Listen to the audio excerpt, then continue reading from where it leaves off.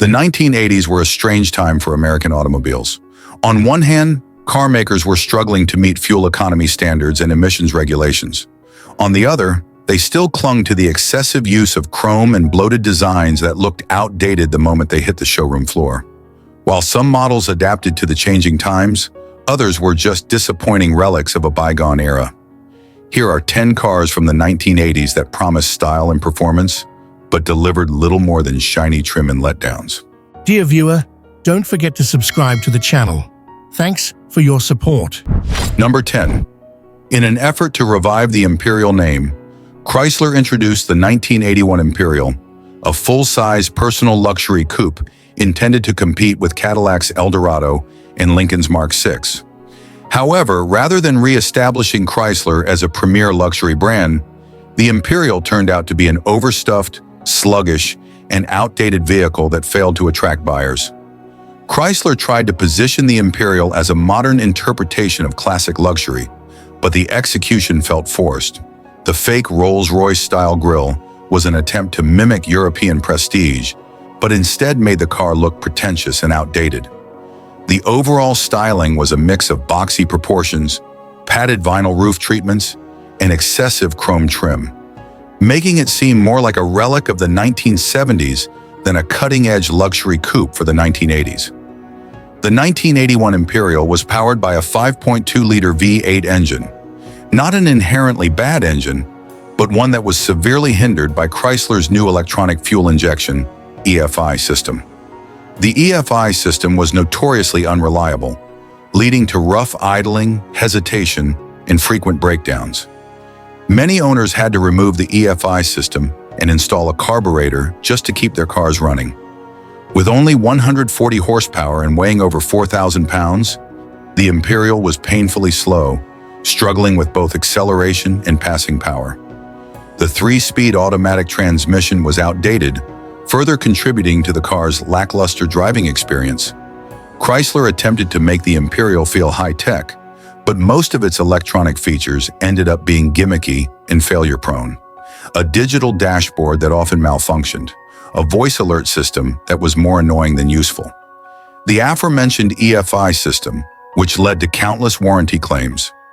Chrysler priced the 1981 Imperial at around $18,000, over $60,000 in today's money, which put it in direct competition with Cadillac and Lincoln, brands that had already established credibility in the luxury coupe market. Given its underwhelming performance, excessive weight, and quality control issues, the Imperial didn't justify its high price, leading to poor sales. Chrysler struggled to sell even 10,000 units of the 1981 Imperial. The Imperial name was once associated with prestige, but this version failed to restore its former glory, making it one of Chrysler's biggest flops of the era. By 1983, the model was discontinued, and Chrysler abandoned the Imperial nameplate until the early 1990s. The 1981 Chrysler Imperial tried too hard to look luxurious, but instead it looked gaudy and outdated, fake Rolls-Royce grille. The oversized vertical slat grille was meant to evoke the elegance of Rolls-Royce, but ended up looking cartoonish on a Chrysler product. Excessive chrome trim. Chrome was plastered over nearly every part of the car, from the bumpers to the wheel well moldings and door trim. Opera windows and vinyl roof. Instead of looking sleek, these features made the car feel like a tacky leftover from the disco era. Fake wire wheels. Chrysler added plastic wire wheel covers, attempting to create a high-end appearance, but instead making the car look cheap and outdated. Comfortable ride. The plush interior and soft suspension made for a smooth highway ride. Luxurious cabin. Chrysler went all in on leather upholstery, wood grain trim, and plush carpeting, giving it a comfortable, high-end feel inside. Distinctive presence. While not attractive, the Imperial was at least unique-looking, making it stand out from more conventional luxury coupes. Forced elegance. The fake Rolls-Royce styling looked pretentious rather than prestigious. Weak and unreliable performance. The underpowered 318 V8 and faulty EFI system doomed the car's reliability. Too heavy and slow. A 4,000-plus pound curb weight with only 140 horsepower meant sluggish acceleration, Overpriced, competed with Cadillac and Lincoln, but lacked the refinement to justify its high price. Market failure. Poor sales and early discontinuation made it one of Chrysler's biggest flops of the 1980s. The 1981 Imperial had no chance against its competition, as other automakers provided better luxury options. 1981, Cadillac Eldorado offered a better V8, superior reliability, and a more refined design. 1981 Lincoln Mark VI. While still excessively chrome-laden, it had better build quality and performance. 1981 Buick Riviera, a more modern and elegant coupe with better technology and a smoother ride. 1981 Mercedes-Benz 380 SEC, a true luxury coupe that outclassed the Imperial in every category. The 1981 Chrysler Imperial was an ambitious failure, an attempt to bring back luxury prestige that resulted in one of the most disappointing cars of the decade. Between sluggish performance, excessive chrome, unreliable tech, and an identity crisis, it never stood a chance against its Cadillac and Lincoln rivals. Instead of reviving Chrysler's legacy, it ended up as an expensive embarrassment that was quickly forgotten. Number 9, by 1983, the Chevrolet Malibu had lost all of its former glory. Once a respected mid-size car with muscle car variants in the 1960s and 1970s, the 1983 Malibu was nothing more than a bland, uninspired, boxy sedan that looked and felt completely outdated. It was clear Chevrolet had given up on the model, and 1983 would be the final year for the rear-wheel drive Malibu before its discontinuation, at least until its front-wheel drive return in 1997. The Malibu name had once been associated with style, performance, and excitement, but by the early 1980s, it had degenerated into a generic, uninspiring fleet car. While past models had aggressive styling and powerful engine options, the 1983 Malibu looked like an economy car with no real personality. It was a car for people who wanted basic transportation and nothing else, a sad fate for a nameplate that had once symbolized Chevrolet's mid-size dominance. By 1983, the Malibu's square, plain design was already behind the times, especially compared to newer, sleeker models from competitors. The boxy profile, flat sides, and uninspired front end made it look cheap and unimaginative. It lacked any distinctive styling elements, blending into the background while other cars from the 1980s were moving toward aerodynamic and modernized designs. The 1983 Malibu was available with 3 underwhelming engine options: 3.8-liter V6 110 horsepower, weak, sluggish, and completely unremarkable; 4.3-liter V6 115 horsepower, slightly better but still felt underpowered for a mid-size sedan; 0.0-liter V8 150 horsepower. Even the V8 was disappointingly slow, weighed down by emissions regulations and a 3-speed automatic transmission. Malibu was known for mediocre acceleration, sluggish handling, and an overall dull driving experience. While past Malibus had been fun to drive, the 1983 model felt like a lifeless, slow-moving appliance. Inside the Malibu was a sea of cheap plastic and fake wood trim, with zero luxury appeal. The bench seats felt uncomfortable and outdated, while the overall dashboard design was plain and uninspired. Compared to newer midsize cars like the Ford LTD or Chrysler's K cars, the Malibu looked and felt like something from the mid-1970s. The 1983 Malibu didn't know what it wanted to be. It wasn't sporty, it wasn't luxurious, it wasn't fuel efficient enough to appeal to economy buyers. It ended up as a bland, forgettable car, mostly used as a rental, fleet vehicle, or generic commuter car. Chevrolet knew it wasn't worth keeping around. 1983 was the final year of this generation, before the Malibu disappeared for over a decade. Chevrolet tried to make the 1983 Malibu appear upscale by plastering chrome everywhere, but it only made the car look more outdated.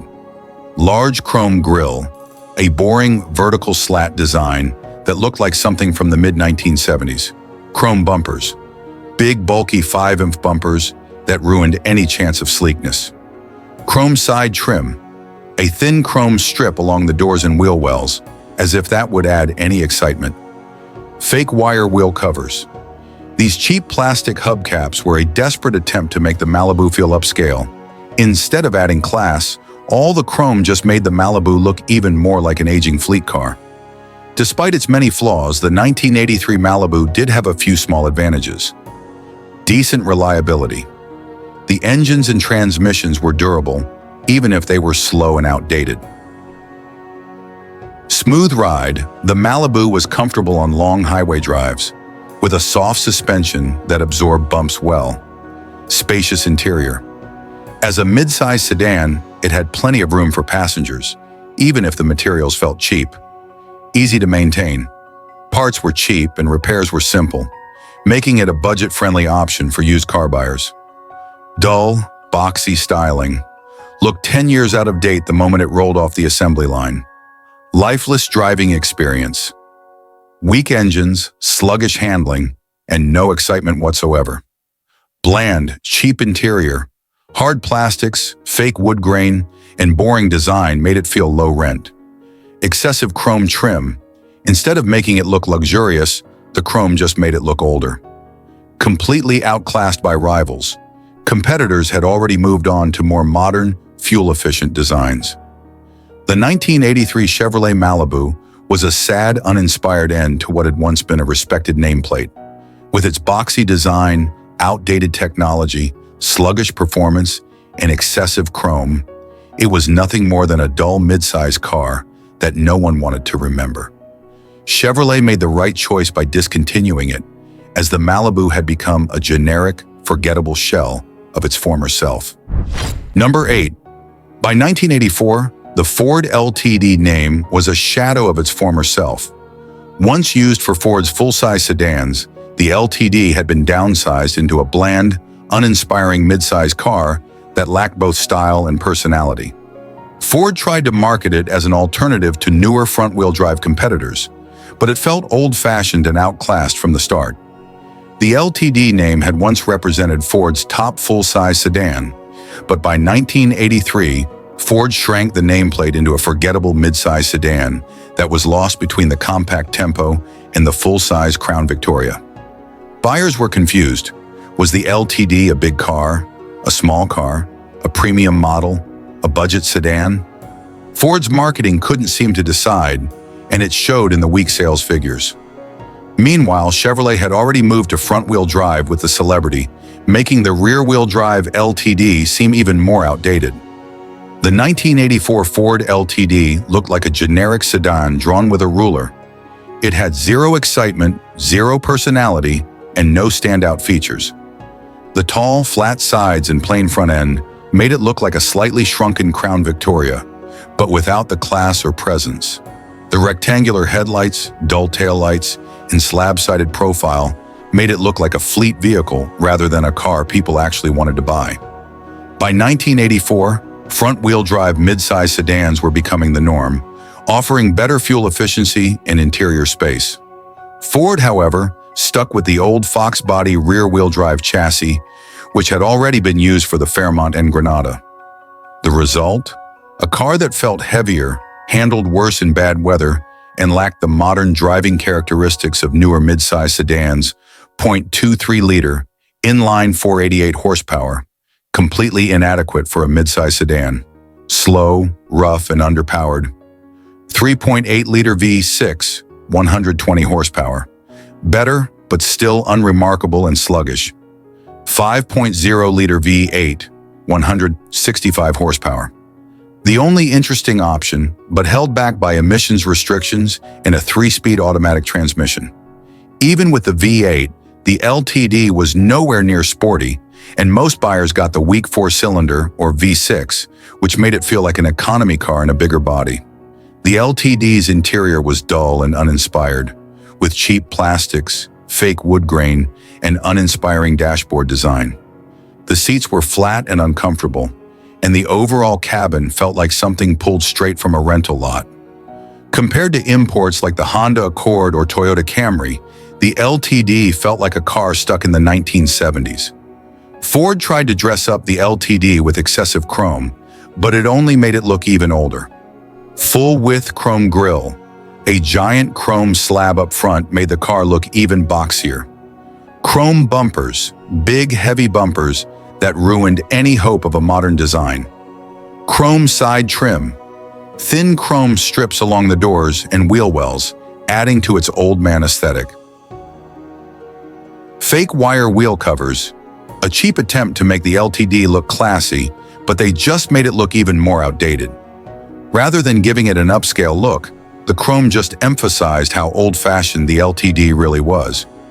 Decent reliability. The engines, while boring, were at least durable and easy to maintain. Smooth ride, the LTD had soft suspension that absorbed bumps well, making it a decent highway cruiser. Roomy interior, thanks to its mid-sized dimensions, it had plenty of passenger space, even if the interior felt cheap. V8 option. While the 5.0-liter V8 was slow compared to muscle cars, it was still more powerful than most mid-size competitors. Outdated rear-wheel drive. Competitors were switching to front-wheel drive, leaving the LTD feeling behind the times. Boring, boxy design. It looked like a fleet car, not something private buyers wanted. Weak performance. Most models had underpowered engines, and even the V8 felt sluggish. Cheap, plain interior. Filled with hard plastics and fake wood, it lacked any real appeal. Too much chrome. Ford covered it in chrome, thinking it would make it look upscale, but it just made it look older. The 1984 Ford LTD was outdated the moment it was released. With its boxy styling, excessive chrome, sluggish performance, and old-school rear-wheel drive platform, it was a car from the past trying to compete in the future, and it failed. Ford clearly knew the LTD was a mistake, because just 2 years later, they revolutionized the midsize segment with the Taurus, leaving the LTD as nothing more than a forgettable footnote in Ford's history. Number 7. By the mid-1980s, Buick was struggling to redefine luxury in the face of downsizing and changing buyer expectations. The Electra name had once been associated with big, elegant cruisers, but the 1985 model was a shadow of its former self. Buick's attempt to modernize the Electra resulted in an awkward, uninspiring design that lacked both the grandeur of its predecessors and the innovation of its competitors. Throughout the 1970s, the Electra was a massive, full-size luxury sedan that lived up to its name. But by 1985, it had been shrunk onto GM's front-wheel drive C-body platform, making it smaller, lighter, and far less commanding on the road. This was part of GM's forced downsizing, but the problem was Buick didn't know how to make a smaller Electra still feel premium. It just felt like a dressed-up Chevy celebrity. Instead of sleek and refined, the new Electra felt bland and uninspired, looking more like a large economy car than a true luxury sedan. The 1985 Electra was as square as a shoebox, lacking any real flair or distinctiveness. The flat, upright front end, slab-sided body, and uninspired rear design made it forgettable rather than refined. Buick tried to give it some presence with a massive chrome waterfall grille, but that only made it look even more old-fashioned. Compared to the aerodynamic designs emerging in the 1980s, the Electra already looked outdated the moment it rolled off the factory floor. The 1985 Electra was offered with a variety of engines, but none of them delivered the smooth, effortless power expected from a luxury sedan. 3.0-liter V6, 110 horsepower, a tiny, pathetic base engine for a so-called luxury car. 3.8-liter V6, 125 horsepower, Buick's reliable. 3,800 engine, but still sluggish in a car this size. 4.3-liter diesel, V6, 85 horsepower. A disaster of an engine that was slow, unreliable, and prone to catastrophic failure. 4.1-liter V8, 130 horsepower. The top engine, but it was an underpowered, emissions-strangled lump that felt weaker than the V6. Even the big 4.1-liter V8 was completely unimpressive, struggling to provide the smooth power expected in a luxury car. Acceleration was slow, with 0 to 60 times well over 12 seconds, making the Electra feel sluggish and unresponsive. The 4.3-liter diesel was one of GM's worst engines ever, and Buick offering it in a luxury car was almost insulting. Buick tried to maintain a sense of luxury, but the 1985 Electra's cabin felt generic and uninspired. Flat, uncomfortable seats with velour upholstery that felt cheap. Fake wood grain, trim that looked plasticky rather than premium. A basic, uninspired dashboard that lacked any real elegance. Low-quality materials, with hard plastics that had no place in a so-called luxury car.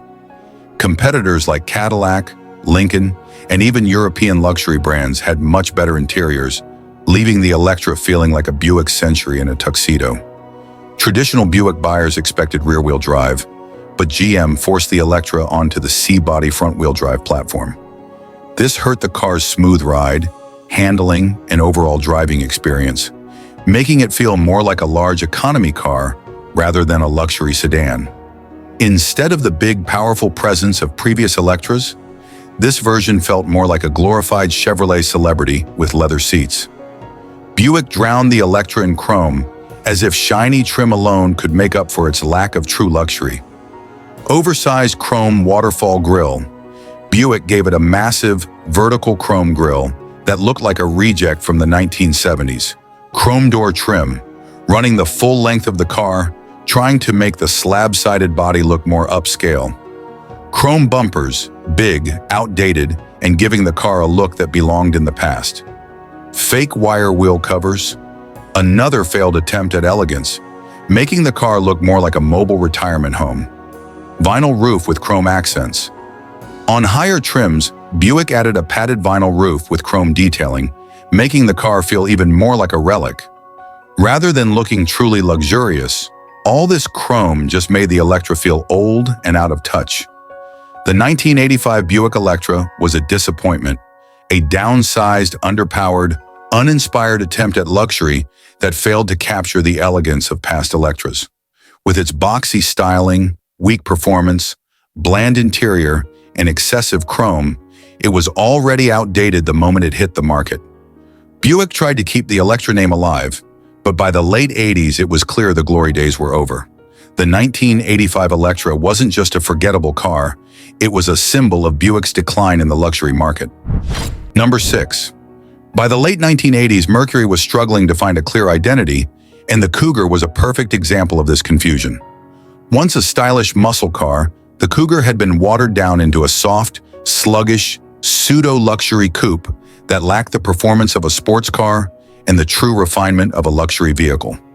The Cougar had started as a Mustang-based muscle car in the late 60s, but by the 1980s, it had been repositioned as an upscale personal luxury coupe. However, instead of being a sophisticated alternative to the Ford Thunderbird, the Cougar LS ended up feeling like a Thunderbird with extra chrome and fake luxury pretensions.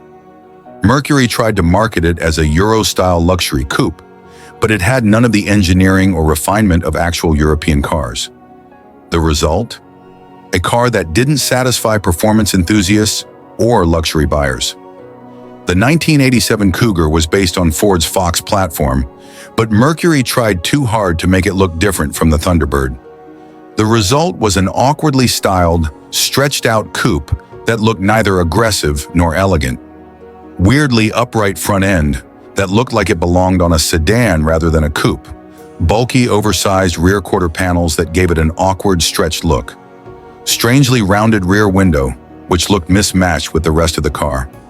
Unnecessary vinyl roof option, which made it look even more like a retired banker's weekend car. The Cougar name once meant performance, but by 1987, the LS model was a total letdown under the hood. 2.3-liter turbo 1.4, 155 horsepower. A quirky option but not refined enough for a luxury car and felt out of place. 3.8-liter V6, 120 horsepower. Pathetically weak for a car this size, making it a sluggish, uninspired cruiser. OL V8, 150 horsepower. You'd think a 5.0 OL V8 would save the Cougar, but this wasn't a Mustang engine. It was a detuned, lazy version meant for smoothness, not speed. None of these engines gave the Cougar LS the muscle or excitement that the 365 name once implied. Even with the V8, The car felt heavy and underpowered, with slow acceleration and unimpressive handling.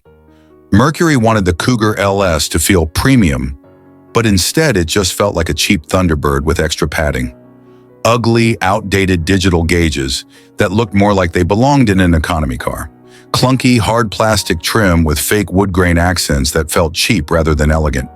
Cushy, overstuffed seats that looked comfortable but lacked proper support, making long drives tiring rather than relaxing. Confusing control layout, with tiny buttons and cheap switchgear. Overall, the Cougar LS tried to be a luxury car but failed. It lacked the refinement of real luxury competitors, and its interior felt dated even when new. The Cougar LS shared its underpinnings with the Ford Thunderbird and Mustang, meaning it rode on the aging Fox platform. While the Fox platform worked well for Mustangs, it felt outdated and unrefined for a so-called luxury coupe. The steering was vague, handling was floaty, and the suspension was too soft, making the Cougar feel less sporty than a Lincoln Town car. The car was too heavy for its weak engines, leading to slow acceleration, poor fuel economy, and a generally uninspiring driving experience. Instead of making the Cougar LS a well-engineered luxury coupe, Mercury just added chrome everywhere, as if that would somehow fix its shortcomings. Oversized chrome grille. Mercury tried to make the Cougar LS look classy by giving it a huge, flashy grille, but it just made the car look even more outdated. Chrome window trim and side moldings? Instead of sleek, body-colored trim, Mercury added excessive chrome strips that cheapened the look rather than enhancing it. Fake wire-spoke hubcaps with chrome accents. A sad attempt to make the Cougar look European, but it ended up looking like something your grandfather would drive. Vinyl roof with chrome accents, because nothing says sporty luxury coupe like a fake padded roof that made the car look even more old-fashioned. Bright work overload, every handle, emblem, and trim piece had chrome, trying to disguise the Cougar's uninspired design with shininess. Rather than looking refined, all this chrome just made the Cougar LS seem like an outdated relic from a decade before. The 1987 Mercury Cougar LS was a failure on multiple levels. It wasn't sporty enough to be a performance car, wasn't refined enough to be a luxury coupe, and wasn't stylish enough to stand out.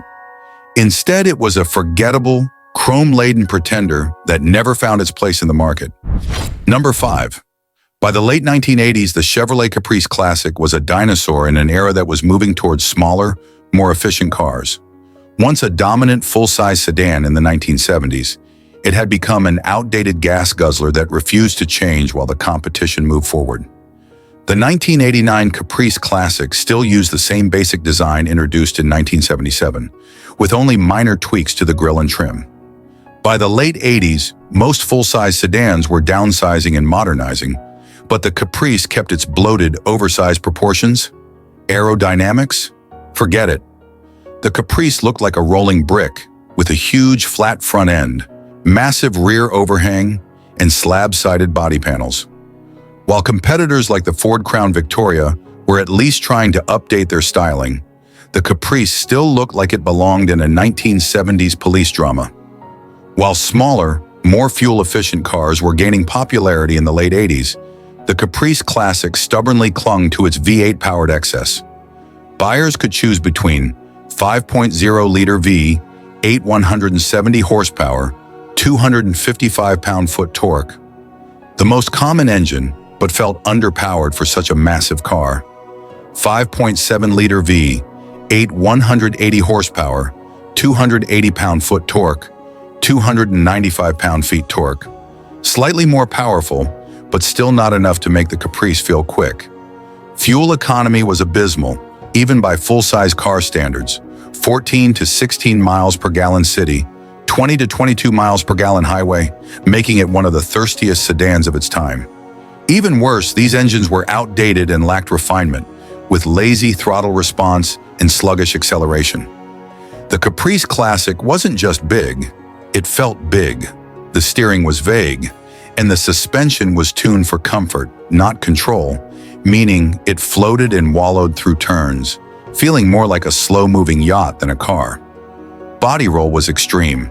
making high-speed cornering feel like a terrifying balancing act. Braking distances were long, thanks to its massive weight and outdated braking system. The soft ride made it comfortable for highway cruising, but it felt completely out of place in city driving, where it was bulky, slow, and hard to maneuver. Fake wood trim, flat vinyl seats, and an uninspired dashboard design made the interior feel decades out of date. The seats were soft and cushy, but lacked proper support, making long drives uncomfortable despite the plushness. Controls were oversized and outdated, as if designed for buyers who were still stuck in the 1970s. Limited features. While competitors offered digital displays and high-tech options, the Caprice felt stripped down, even in luxury trims. A huge interior with plenty of space was one of its few positives, but that wasn't enough to save it from irrelevance. Since Chevrolet didn't bother updating the design, they just added chrome everywhere to make it seem premium. Massive chrome bumpers. The front and rear bumpers were so big they could have belonged on a semi-truck. Full-length chrome side trim. A thick chrome strip ran along the entire body, as if that would somehow make the car more appealing. Oversized chrome grille. The grille was huge, upright, and completely outdated, making the Caprice look like an oversized version of a 1970s Cadillac. Fake wire spoke hubcaps. A last-ditch attempt to add class, but instead made the car look even more old-fashioned. All this chrome didn't add elegance. It just highlighted how outdated the Caprice had become. Even though the 1989 Caprice Classic was an outdated disappointment, it had a few redeeming qualities. Comfortable ride, soft suspension, and a massive, cushy interior made it a comfortable highway cruiser. Tons of interior space. It had room for 6 passengers, making it one of the last true full-size sedans. A favorite for fleet buyers. Taxi companies and police departments still bought them because they were cheap and easy to maintain. Simple, reliable mechanics. The old-school V8 and basic technology made it easy to work on and relatively durable. Outdated design. Looked and felt like a leftover from the 1970s. Terrible fuel economy. A gas guzzler in an era that demanded efficiency. Sluggish performance. Even with a V8, it felt slow, lazy, and unresponsive. Awful handling. Soft, floaty suspension made it feel like driving a couch on wheels. Chrome overload. Chevrolet tried to hide its age with excessive bright work, but it only made it look worse. Uninspired interior. Dull, cheap, and lacking in modern features. The 1989 Chevrolet Caprice Classic was a relic that refused to move on. It wasn't a bad car in the 1970s, but by the late 80s, it was embarrassingly outdated, inefficient, and uninspired. Chevrolet desperately tried to keep it alive with chrome and minor tweaks, but it was clear this land yacht was sailing toward obsolescence. Number 4. The 1982 Chevrolet Celebrity was supposed to be General Motors' answer to the growing demand for front-wheel drive, fuel-efficient midsize sedans. Instead, it ended up being a bland, uninspiring car that suffered from cheap materials, underwhelming performance, and questionable reliability. The Celebrity was part of GM's A-body front-wheel drive platform, introduced as a modern alternative to the older rear-wheel drive Malibu. Instead of bringing anything new or exciting, Chevrolet copied Ford's boxy design language, making the Celebrity look like a watered-down version of the Ford LTD or Chrysler LeBaron. The styling was so generic that it was hard to distinguish the Celebrity from its GM siblings: Pontiac 6000, Oldsmobile Cutlass, Sierra Buick Century. Cheap plastic trim and uninspired lines made it look dull and forgettable. Even in its debut year, GM offered multiple engine options, but none of them were particularly good. 2.5-liter Iron Duke, I-490, horsepower, 134 pound-foot torque. Incredibly slow, but at least durable. 2.8-liter V6, 112 horsepower, 135 pound-feet torque. More power, but still sluggish and prone to early failure. 4.3-liter diesel V6, 85 horsepower, 165 pound-feet torque. An absolute disaster. Underpowered, unreliable, and plagued with fuel system failures. The Celebrity was meant to be fuel efficient, but the engines were either too weak to move the car properly or unreliable enough to make ownership miserable. The Iron Duke 4-cylinder was painfully slow, making highway merging a nightmare. Even with the 2.8-liter V6, the Celebrity felt underpowered, with a 0 to 60 time over 12 seconds. The 3-speed automatic transmission was slow to shift and sapped any remaining power from the already weak engines. Floaty, numb steering and excessive body roll made the Celebrity feel unpredictable in corners, while its soft suspension made it bouncy and disconnected from the road. Braking performance was mediocre at best, with long stopping distances due to outdated drum brakes on lower trims. Low-quality plastics, fake wood grain, and cloth seats made the Celebrity's cabin feel like a rental car. The dashboard was a sea of hard plastic with cheap, flimsy controls that often broke. Loose-fitting trim pieces and rattling noises made the car feel cheap and poorly assembled, even when brand-new GM cut corners on soundproofing, leading to a noisy cabin that amplified road and engine noise. The Iron Duke was reliable, but it lacked power. The 2.8-liter V6 suffered from premature gasket leaks and overheating problems. The 4.3-liter diesel V6 was an absolute disaster, with horrible reliability and expensive repairs. The 3-speed automatic transmission was known to fail prematurely, leading to expensive rebuilds. Electrical gremlins plagued the Celebrity, with failing instrument clusters, power windows that stopped working, and random stalling issues. Since the design was forgettable, Chevrolet slapped chrome on it to make it seem upscale. A massive chrome grille tried to give the Celebrity a luxury look, but it only emphasized its boxy, uninspired design. Chrome door trim and bumpers felt like an afterthought, doing little to hide the cheapness of the car. Fake wire wheel hubcaps were GM's way of adding class to an otherwise dull package.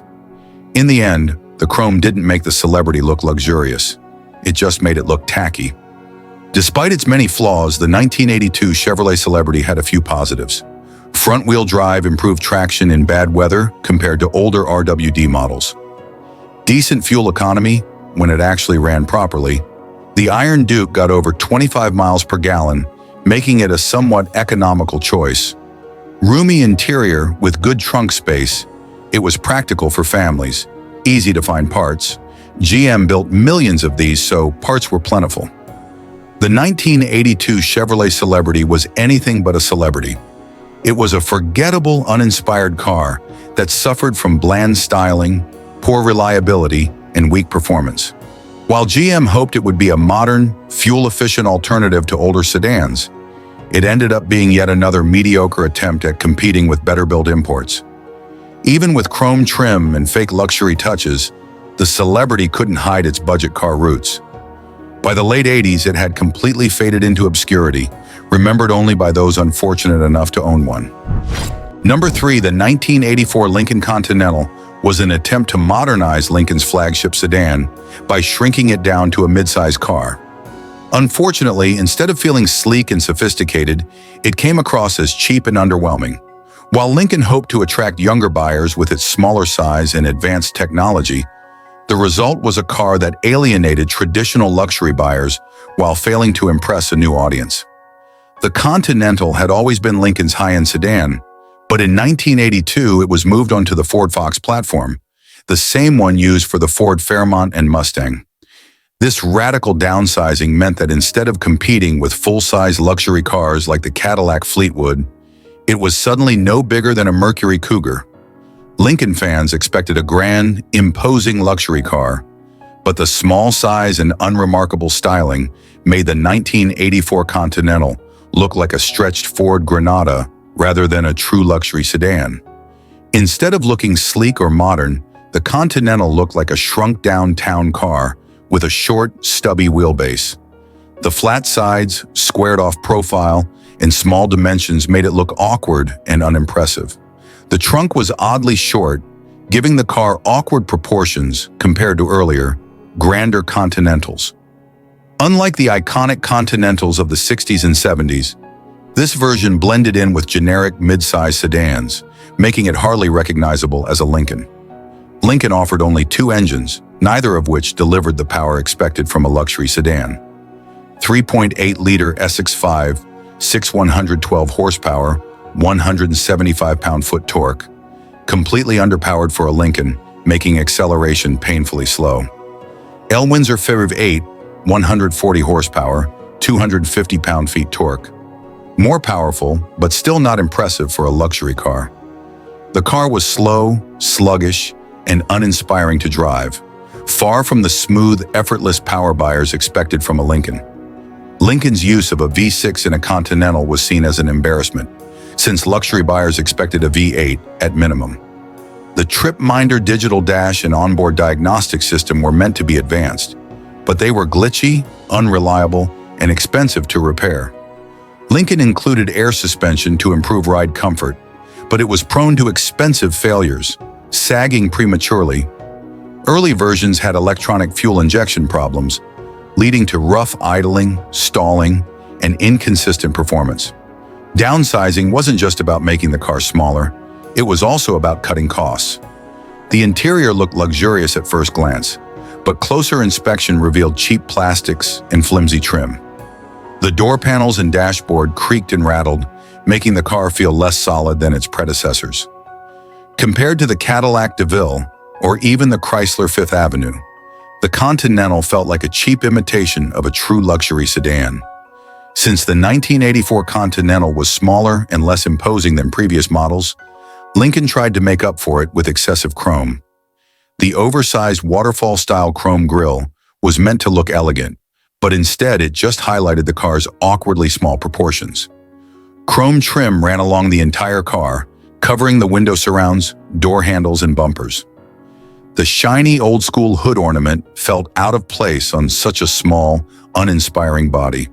While previous Continentals had graceful, refined chrome accents, the 1984 model felt like it was compensating for its lack of presence. Despite its many flaws, the 1984 Lincoln Continental had a few redeeming qualities. Fuel efficiency was better than previous Lincolns, thanks to its smaller size and lighter weight. Comfortable ride when the air suspension actually worked. It was still a smooth highway cruiser. The 5.0-liter V8 was at least somewhat reliable, though underpowered. It had a spacious interior for a mid-size car, even if the trunk was disappointingly small. The 1984 Lincoln Continental was a disappointment because it failed to deliver on what made Lincoln special: presence, power, and refinement. Instead, it felt like a half-baked, downsized compromise that neither impressed old-school Lincoln fans nor attracted new buyers. Rather than a sleek, modern luxury sedan, it ended up looking like a smaller town car with a ridiculous amount of chrome slapped on to make up for its lack of size and prestige. By the late 80s, Lincoln realized its mistake and returned to larger, more traditional luxury designs, leaving the 1984 Continental as a forgotten misstep in the brand's history. Number 2. By 1986, the Chevrolet Monte Carlo LS had lost its muscle car roots, becoming a soft, uninspired personal luxury coupe. Once known for its performance and aggressive styling, the Monte Carlo had been reduced to a boxy, underpowered cruiser that offered little excitement for enthusiasts. Chevrolet tried to keep the Monte Carlo relevant by adding chrome and fancy trim, but that only highlighted how far it had fallen from its glory days. The Monte Carlo had once been a strong performer in the muscle car era, but by 1986, its engine options were laughably weak. 3.8-liter 5.6, 110 horsepower, 190 pound-foot torque. Slow, underpowered, and completely unworthy of the Monte Carlo name. 4.3-liter V6, 130 horsepower, 210 pound-feet torque.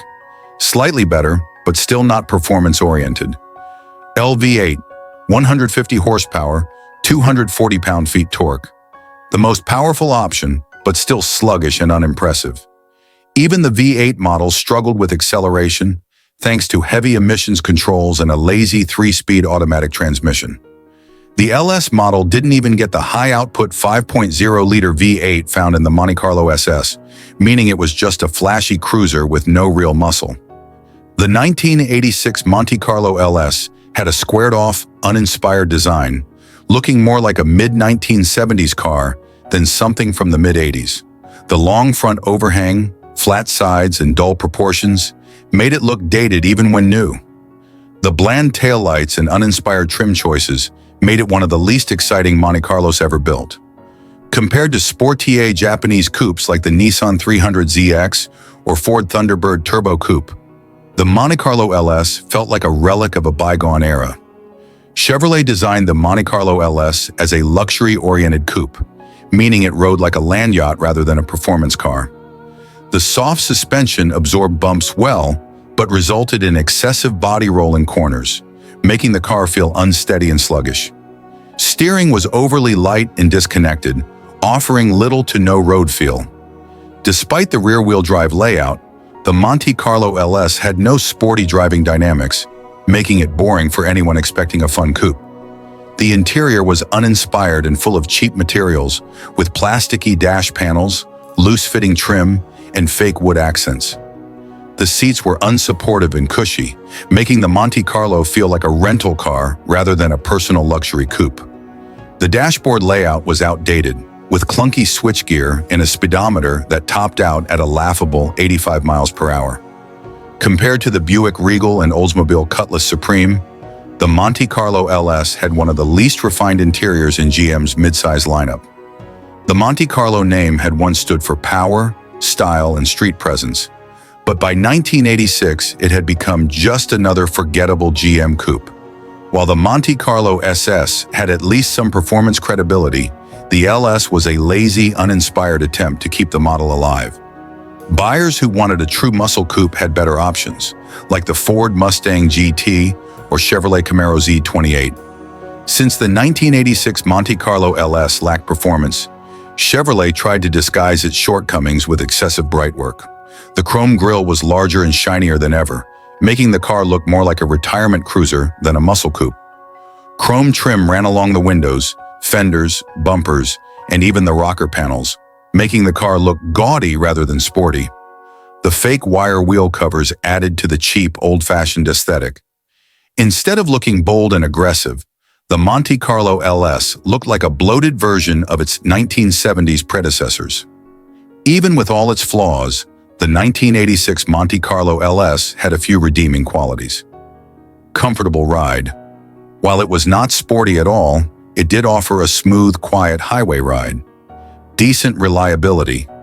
The 5.0-liter V8 was underpowered but at least durable, making the car relatively trouble-free compared to more complex competitors.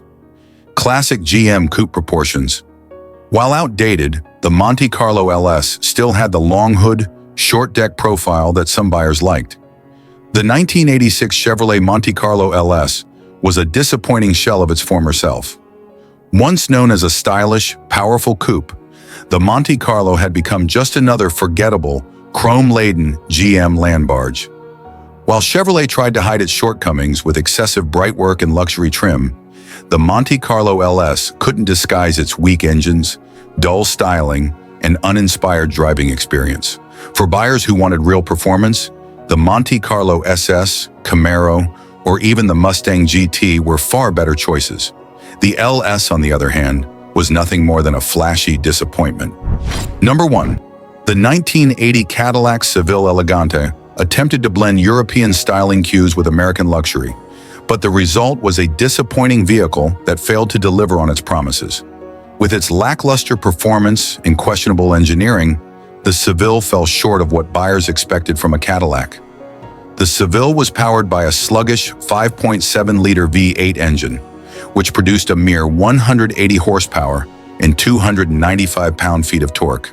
This engine struggled to propel the heavy sedan, resulting in lackluster acceleration and overall sluggishness.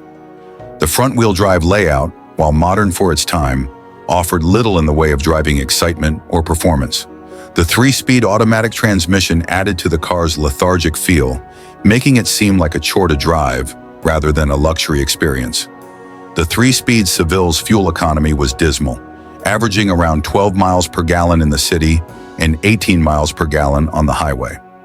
This poor efficiency turned potential buyers away, especially as gas prices began to rise during the late 1970s and early 1980s, Many consumers began to look for more economical options, making the Seville's fuel-guzzling reputation a significant liability. The interior featured high-quality materials, but the overall construction was often criticized for inconsistency. Some owners reported issues with rattles and squeaks over time, detracting from the luxury experience Cadillac aimed to provide. The dashboard design was cluttered and less user-friendly compared to other luxury sedans, leading to a less enjoyable driving experience. The Seville featured primitive technology for a luxury car, with no digital displays or advanced audio systems that were becoming commonplace in the early 1980s. The lack of modern conveniences like power seats or advanced climate control systems made it feel less luxurious compared to its competitors. As European luxury brands advanced with technology and features, the Seville felt increasingly outdated. Despite its efforts at sophistication, the Seville's styling was met with mixed reviews. The design was a blend of gaudy details, including sharp lines and awkward proportions, that didn't quite resonate with luxury buyers. Instead of the desired elegance, it often looked clunky and overdone, contributing to a lack of refinement. To capture the essence of luxury, Cadillac went heavy on the chrome and flashy aesthetics. The two-tone paint job gave it a distinct appearance, but it came off as overly gaudy, lacking the subtlety of true luxury. The vinyl top and extensive chrome trim contributed to a sense of excess, making it resemble more of an old man's dream car rather than a cutting-edge luxury sedan. Chrome elements adorned the bumpers, grille, and side moldings, but they felt like a distraction from the car's fundamental shortcomings. Despite its flaws, the 1980 Cadillac Seville Elegant had some redeeming qualities. Comfortable ride. The Seville offered a smooth ride and spacious interior, making it pleasant for passengers. Elegant interior design. The upscale materials, including leather and wood accents, did provide a sense of luxury, even if the construction quality was inconsistent. Distinctive appearance. While opinions on its design may vary, the Seville's unique look did help it stand out in a crowded market. The 1980 Cadillac Seville Elegant aimed to offer European-inspired luxury, but instead ended up as a disappointing and flawed sedan. With its sluggish performance, poor fuel economy, and gaudy styling, it struggled to compete in a rapidly changing market. While it offered a few luxury touches and a unique appearance, the Seville couldn't shake its reputation as a gas-guzzling, front-wheel drive disappointment. In an era of increasing competition from foreign luxury brands, the Seville Elegante felt more like a missed opportunity than a success for Cadillac.